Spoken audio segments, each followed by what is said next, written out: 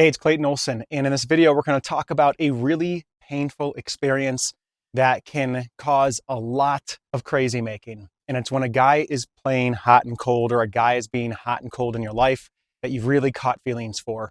I've seen this really just devastate some of the clients that I work with. It causes a lot of unnecessary suffering. And these kind of situations can have you doubt yourself, doubt your value, doubt your worth, really bubble up a lot of insecurities that are really difficult to deal with. And so my aim in this video is to just expand the scope of what might be happening in this situation, what's going on with him, and more importantly, what you can do about it, what you can say and how you can show up that can help you take your power back in the situation and create a different result. So what is hot and cold behavior? Hot and cold behavior can fall into a bunch of different camps, and it could be a lack of consistency, it could be a lack of transparency, it could be that the two of you are having sex or you are emotionally connected in some ways where it seems like there is evidence of a future. And then what you end up experiencing is some type of gap in communication. Maybe he ghosts you. Maybe he takes a really long time to respond to you. And so there's something that feels off brand about what's happening. It doesn't feel consistent. And so you're noticing a conflict in front of you and it's making you feel conflicted on the inside, or you're noticing a conflict in the inside. Should you say something? What should you do? Should you try to play it cool? Should you make demands? And oftentimes that's actually the kind of go-to response is we get triggered by this behavior that we're noticing, and we either do one of two things. We either become compliant in the face of it and not say anything and try not to rock the boat and hope it goes our direction, or we get really demanding and we put our foot down and we close our heart with our communication. And, I think that the latter can be a strong protective pattern that can serve you in this kind of situation with a guy that you might really need to do that with. But I want to talk to some ways that you can show up that are in the gray, where perhaps you can be really proud of how you're showing up, and you can actually create the probability of educating this person, illuminating more about where you're at, and perhaps shifting the dynamic, or if not, being really clear that it's time to walk away. So what might be going on for a guy who's in this situation? Well, here's the thing about men.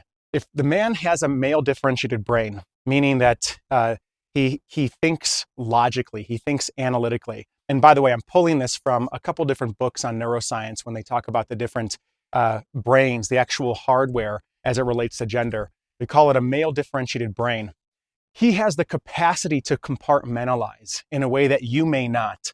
And what that might look like is he can have this really open emotional experience with you where he's connected, where he's physically connected. And then he's got the capacity inside of him to just press pause or just put it into a compartment and then go about his life and not think of you and do other things. Now, for someone who has a female differentiated brain, where you're not so good at compartmentalization, maybe there's just a way in which your emotional center is just far more connected to you on all levels. This behavior is going to seem really confusing. And the thing to stay away from is taking it personally, is thinking that it means something about you rather than you actually just witnessing biology in action.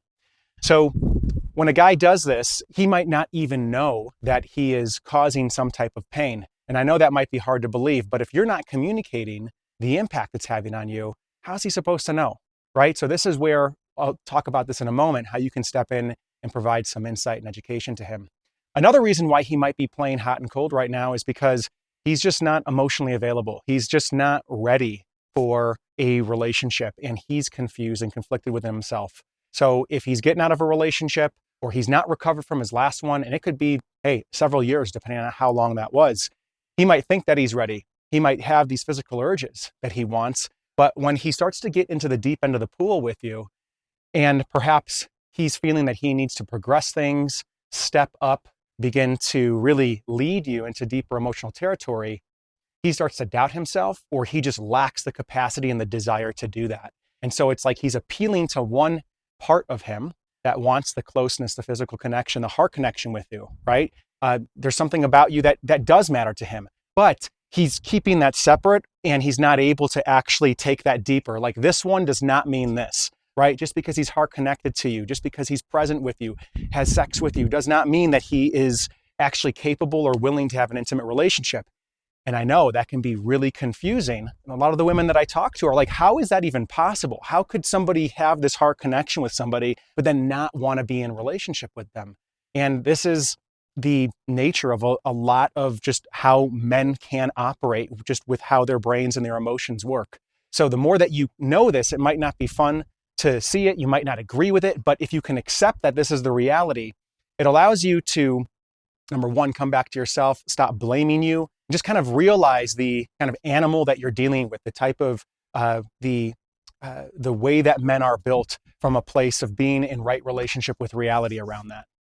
Finally, he could be a commitment phobe as well, right? He could just be somebody that does not want to go into deeper relationship because at his heart, he doesn't feel worthy of it. He doesn't feel like he will be able to truly satisfy you long-term emotionally. And rather than come crashing into those accusations, which he might not know how to deal with, he just decides to keep things in the shallow end of the pool with you. What can you do if you find yourself in this situation? What can you say to him? What can you do that might make a difference? Well, the first thing that I would point to is notice, where are you being hot and cold with yourself and with him? Now, look, it's not going to show up the same way that he's doing it with you. How it might actually show up is where you're not being consistent with what you want. So if you're wanting a long-term committed partnership, but how you're showing up is you're giving away your heart, you're having sex with this guy, you're trying to play it cool, you're trying to pretend that it doesn't really bother you, or you're trying to be infinitely patient when you're not. There's a way in which you're actually being hot and cold with yourself. You're being hot and cold with your dream of a relationship. You're not being completely congruent. And so if you notice that this is how you're showing up, one, this is not to blame you. It's not to make you feel bad, right? But it is to help bring awareness to where you can take your power back, where you can come into greater alignment with what you want and really take a stand and choose your dream of being in a relationship over a guy that's not clear. So said another way, if you want clarity from him, you've got to be really clear with yourself.